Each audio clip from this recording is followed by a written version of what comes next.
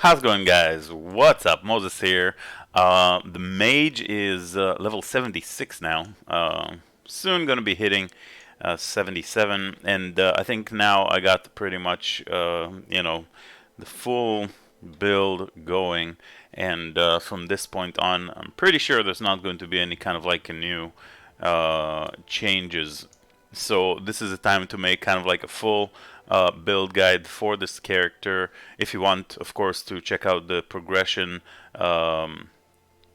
throughout this character's life, I made a video when it was 61, when it was 69, I believe, and this is the level 76. So things kind of like tend to change the more points you have on the tree and the better gear you get. So let's first go through the gear and the important things you need for the build. Of course, on the shoulders, on the gloves, we have rage and willpower cost decrease, which substantially drops, like for example, 122 without these pieces. It's like more than double, 312. So roughly 200 less rage and willpower cost from this from these stats over here. Um, on the helmet, chest, and pants, we have cooldown reduction, which is the only three pieces you can put it on. So you better have cooldown reduction on the pants. Over here we got cooldown reduction and transfer time decrease. Over here we got transfer time decrease and cooldown reduction. So from what I've tested, you only need one transfer time reduction, because if we're using a staff, it also has transfer time reduction. So you don't really need three pieces with transfer time reduction. You just need the two, essentially, staff and helm, and either chest or anywhere you can put it on, chest, pants, or helmet. When you don't use the catalyst, you don't need that much of that stat, because of the fact that catalyst gives you like 50 to 75% penalty. So you need to make up for it in gems and as many pieces of gear as you can, because otherwise your resource becomes kind of like gated, kind of like bottleneck with the dark bar covering over it. Okay, so when it comes to the jewelry, I did spend quite a lot of crafting materials, getting very solid steel rings with as close to 30% crit damage implicit. The white stat says 2 critical damage, 26%, and here we got a 30%. Over here, I wanted double flat damage, life roll, and crit damage on the ring itself. Anything else that you can get, if you can get another resist, perfect. Then you have 5 out of 6 stats. If you get an increased damage, for example, here we got plus 43% elemental damage. This will affect all the elemental damage, flat damage that you have on your staff, all of the flat damage you have on your jewelry that is elemental. It will enhance the stat. So occult damage, elemental damage, definitely stats that you like additionally that you want. But of course, what we want here is I prioritize life, double flat damage to spells, and crit damage. Over here, not yet accomplished, but we get the Aether to spells, the crit, and the life with 20 to all attributes, Omnistar Amulet. If you get 17 or higher, you can spam your crafting materials on, but no less than 17 I wouldn't go. So it's just you want essentially eye level 163 or higher on all of your items, and you either craft rare with regular entropy orbs and regular tiers, the blue ones, echoes, and then make it a legendary, hope for the best, or you buy a legendary base from the trade, or you drop it in game and you spam entropy orbs, regular echoes until you hit the stuff that you need. It's a long process. Again, this character is 76, and at this point I played well over 100 hours on it. So of course nothing, the gear right now is pretty much solidified. You can see the double flat, the crit, the life, double flat, crit, life on crit rings. Same goes here. You can use triple flat damage, but then you have to give up life. And if just, for example, we lose 1600 life here, then we lose about 8,000. It's a pretty big price to pay. If we just go for triple flat damage all over our gear, you can see we will start dropping a lot of HP. So it's a matter of balancing. I felt double flat plus 1 life roll plus crit is really good enough damage for our intents and purposes. I believe that we can kill all the the highest difficulty in the game. We're going to talk about that in a moment. So yeah, outside of that, these are like the important stats.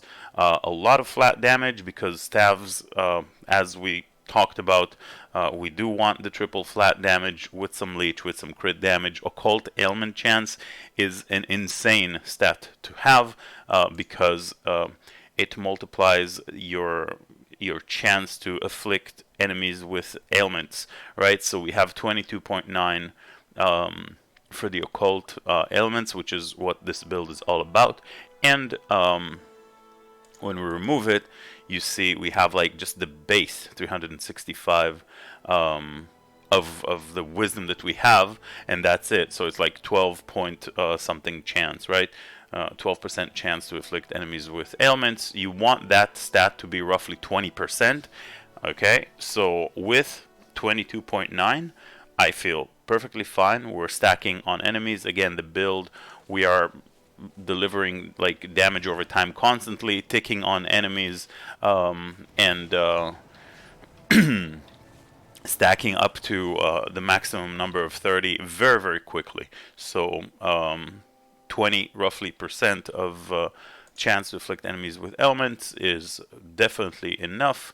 You can get that through having it on the staff and not needing to invest any points in wisdom at the current state of the game. Outside of that, you really want ferocity everywhere on the gear. Ferocity and crit, life and resists. These are like originally what you want is like life and resist. You don't want to die, right? So if you don't have the resist that you want, right, we are going for heavy resistance, roughly 700 here, roughly 1000 here at the moment. Very, very strong pieces. I ended up choosing the toughness over a helmet that I have here somewhere. I have this one with ferocity, with cooldown reduction, and with transfer time decrease, with cooldown reduction, with big ferocity that I can end up choosing over here. But just for you to see that in terms of damage increase, we're looking at 73.3 chance to crit versus 74.2, so it's 0.9 the difference. So I felt another 10k HP is a pretty good sacrifice, right? Roughly 10k HP. And also, even though this helmet does have the double elemental and occult resistance scores, even though that is the situation, so it's a very, very strong helmet, this one, with ferocity, transfer time, and cooldown. It's a pretty insane helmet, roughly 400 to all resist, so we do get roughly 800 or 750 resists from this one alone, because, of course, we're using, salvatory anchor and elevated gain that doubles the amount of resistances we're getting from heavy helmet and heavy chests, right? So that's where it comes from, just in case you somehow did not know. So even though this is the situation, we still lose 16.5, 15, and 12.5, 17.5, 16, and 14. So like we gain thousands additional resistances on a helm like this, because it will only multiply by 2 the 374. It will not multiply by 2 the additional elemental resist and occult resist that this helmet has, right? So there is quite a substantial difference in terms of resist, and because every single one of my pieces, except this one, has ferocity. You can see we have ferocity everywhere, ferocity and crit, right? There's ferocity, crit, ferocity and crit, ferocity and crit, pretty much everywhere. Then I felt having 2 pieces with toughness is definitely not bad, giving us a little bit of additional HP, and the damage difference, 745 versus 755, is only 10% damage difference. So I felt like, kind of like balancing between having like large amount of HP with good damage reduction coming in from the resists. But again, you see what fits you, and you can definitely use a helmet like this. I've been using it basically until today. So right now I feel like my gear is finalized. Maybe I'll go for better amulet crafting. I need to find a good base for that, get to the spam, and hopefully, still got some GEOs over here, and hopefully we manage to get a strong, amulet, perhaps even with an all resist roll, trying to go for that last finalized stat to even get an additional all resist roll, because we really did have been sacrificing it on the jewelry.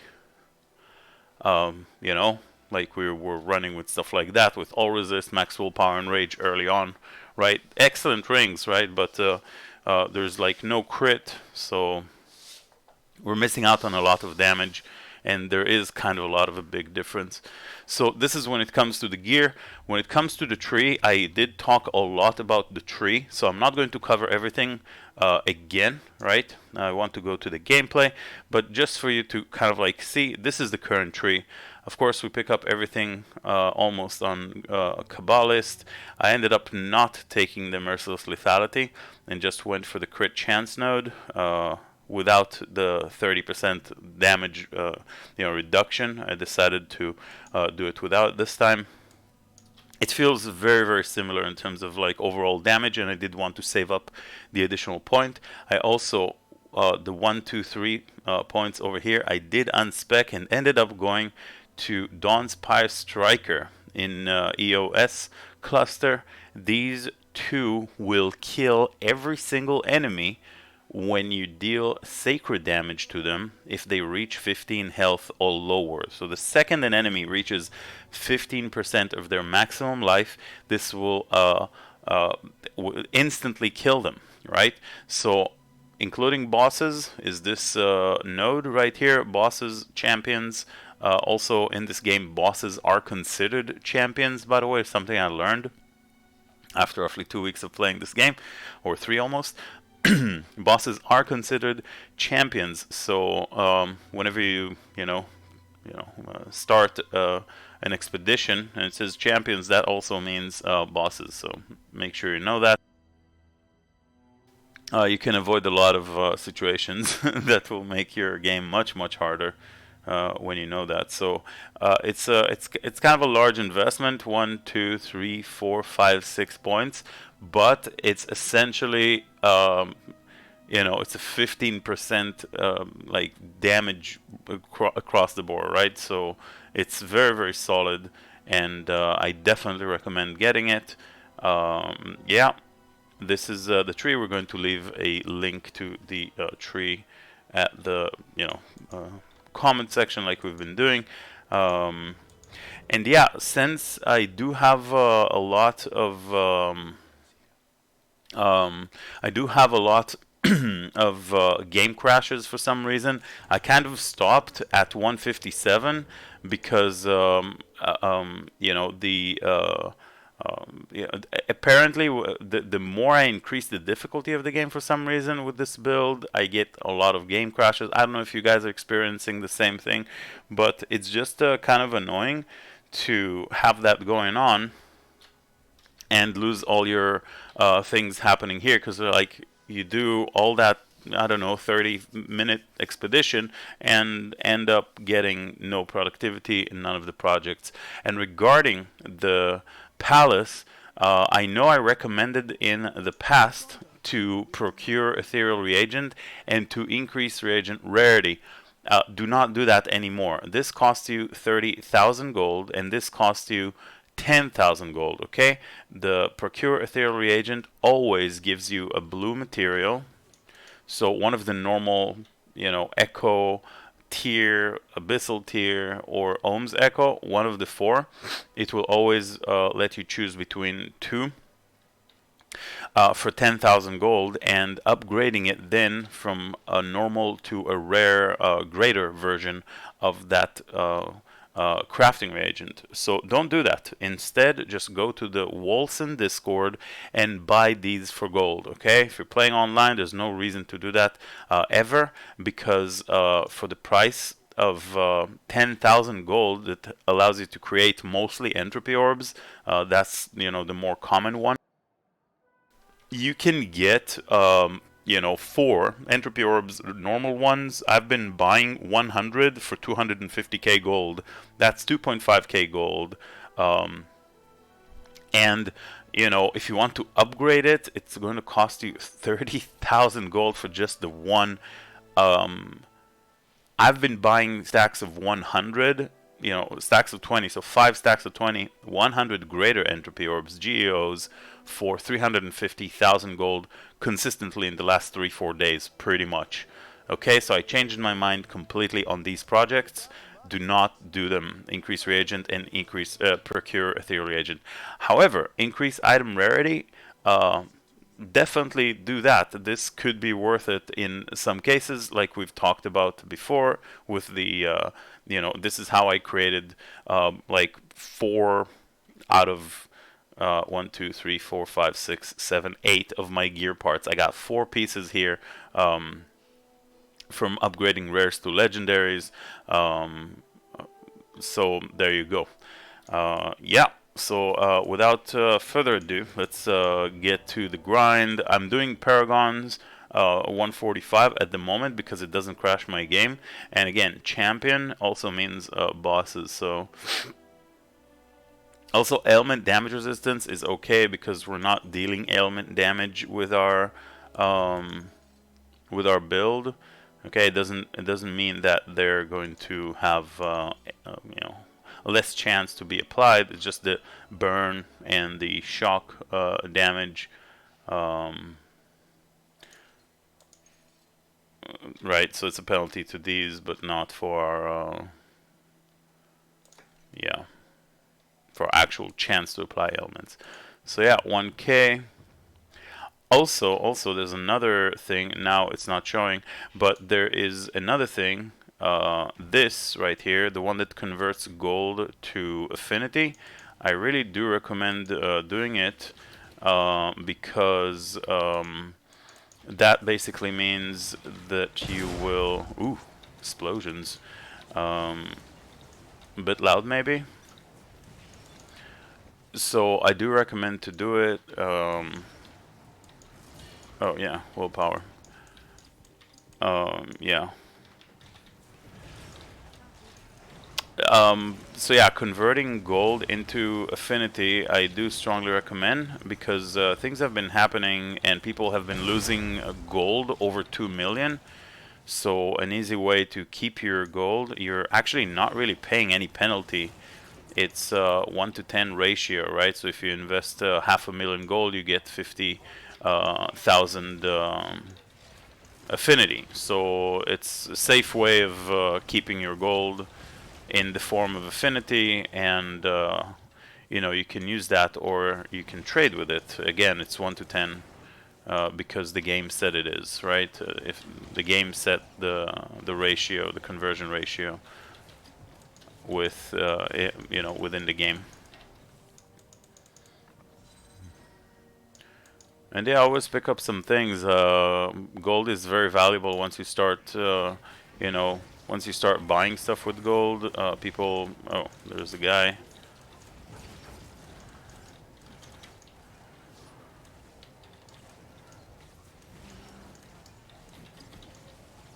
Gotta dodge that thing. I was going to, didn't happen.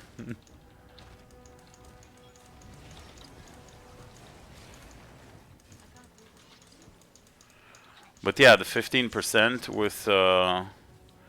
with EOS, you just need to have some sacred damage to spell. So either it comes from your weapon, or it comes from your rings or amulet, or it comes from the base spell damage of Solo Fall.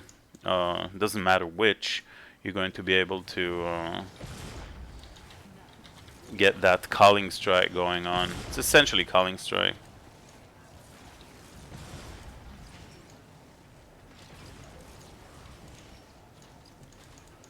So it's you can watch him explode at 15%. He's just gonna pop. And yeah, the boss spawned. We can go quickly. I found that 145 are very kind of like nice to run. They're fairly quick with the current gear that I have. They're going to take just several minutes, like couple, 3, 4, 5 minutes usually, and you know, it's fair. Doesn't take too long. Quick kind of runs. And you know, Untainteds are a fairly solid reward compares to the, you know, how long it takes to. This guy has an Occult shield, of course, rip. Compared to how much. And I got 10 stacks of shock. Well, that's not a big deal. Yeah, so yeah, how long it takes you to, you know, kill the dungeon. Yeah, he's gonna pop off around 3. There we go. So this is it. Very smooth build. Very fun playstyle. Super solid damage at this point. Yeah. Let's see, what do we get? Nothing too crazy. Nope.